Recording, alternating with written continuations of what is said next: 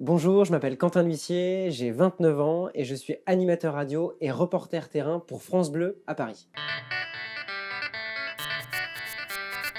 Depuis la 5e, j'ai voulu faire de la radio.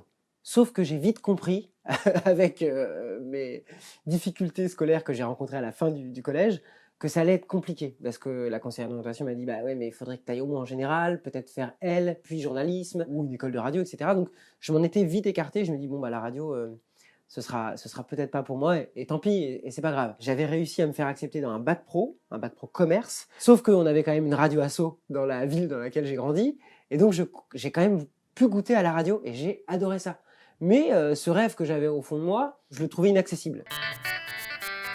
Après le bac pro, je dis à mes parents, il y a une école de radio à Issy-les-Moulineaux, près de Paris, est-ce qu'il n'y aurait pas moyen que moi, j'essaie d'y aller? C'est 8 000 € l'année, 8 000 plus 8 000, sur 2 ans, ça fait 16 000 €.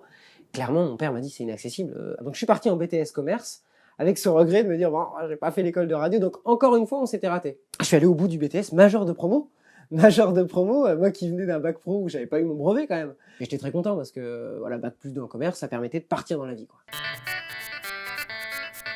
Je suis chauffeur-livreur pour une grande marque de café. Et donc à la fois je fais du commerce, à la fois je livre, je touche un peu à tout, je suis autonome, j'adore ça. Et dans un camion, quand on fait beaucoup de routes et qu'on rencontre des gens pour faire du commerce, on écoute quoi? La radio. Et la radio, là, je l'avais toute la journée. Si bien que j'en étais devenu quasiment un geek de la radio. Je savais quel jingle il mettait à quel moment pour quelle émission, et je trouvais ça trop bien. Et je me dis, mais il faut que moi, un jour, j'essaie de le faire. Et c'est à ce moment-là que je me suis dit, bon, allez, on arrête le commerce, je vais vraiment essayer. J'avais 23 ans. Voilà, à ce moment-là, j'ai dit à l'entreprise, écoutez, je vais essayer de faire une reconversion professionnelle. Et ça a fonctionné. Quand je suis allé à Pôle emploi, ils ont vraiment joué le jeu. C'est-à-dire que je leur ai dit, il me faut un mobile pour faire des stages. Il faut que je rencontre, j'avais compris ça, que les stages, ça ouvrait des portes, rencontrer des gens, aller voir des gens, leur raconter un peu ton histoire, etc.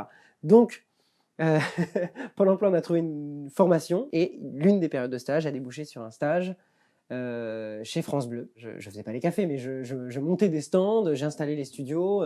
Et donc voilà, et c'est comme ça que j'ai mis un pied dans France Bleu, tout en ayant encore le côté radio asso, parce que je continuais à faire des petites émissions sur les petites radios locales, et j'avais des maquettes, et j'ai lâché une maquette au directeur de l'époque de France Bleu. J'y suis allé, pas au culot, mais je lui ai dit, voilà, il faut écouter au moins ce que je fais. Alors c'était pas bien, hein, clairement, mais il savait que je voulais le faire. Et donc un jour, il m'a dit, écoute, si vraiment tu as envie de le faire, on va essayer. Et il m'a envoyé sur le terrain avec un micro France Bleu. On est le 13 juin 2015, c'était les 24 heures du Mans. Donc c'est le plus gros rendez-vous pour cette ville. Et je me souviens très bien de ce matin-là. J'avais peur, hein, évidemment, puisque j'étais le stagiaire de France Bleu à qui on confiait la mission d'être en direct sur l'événement le plus important de l'année. Je suis allé réveiller un mec qui était en duvet, qui dormait près de la piste des 24 heures du Mans, et je lui ai dit, on est en direct sur France Bleu, est-ce que je peux vous poser des questions? Et cette timidité, en fait, elle s'est effacée pour laisser place à prendre du plaisir, rencontre les gens, t'adores ça, va leur parler, et fais comme s'il n'y avait pas de micro, et échange avec eux, et finalement c'est ce que je fais encore aujourd'hui. Mon métier aujourd'hui, moi je me lève à 5 heures tous les matins, puisque je travaille en matinale, qui est une émission très importante en radio, puisque c'est le moment où les gens écoutent la radio quand ils se réveillent. Donc mon métier aujourd'hui, c'est être animateur radio, faire vivre un événement, quelque chose, et en même temps c'est du reportage terrain en direct. Typiquement, je vais aller sur un chantier, je vais avoir Roger qui est là sur le chantier et qui travaille tous les jours ici, et qui va nous parler de son métier. Et comment il démarre sa journée, lui, d'ailleurs. Est-ce qu'il démarre à 5 heures comme nous? Est-ce qu'il démarre un peu plus tard? Est-ce qu'il y a un café? Est-ce qu'on peut quand même prendre un café avant de partir dans le froid travailler? Tous les auditeurs qui nous écoutent le matin, j'y pense, et je me dis, bon, alors c'est comme s'ils étaient avec moi sur l'épaule ici, et que je les emmenais regarder quelque chose qu'ils ne voient pas. Voilà, rien n'est perdu aujourd'hui. On a énormément de moyens de faire des reconversions, d'essayer des choses, de se tromper. C'est hyper important de se tromper. Si on ne se trompe pas, on vit rien, et si on vit rien, on raconte rien. Moi, c'est le conseil que j'ai. On a le droit d'être paumé, il ne faut pas s'inquiéter d'être paumé. Il faut juste se dire qu'à un moment donné, on va mettre son énergie dans le bon sens, et on va trouver ce qui nous correspond.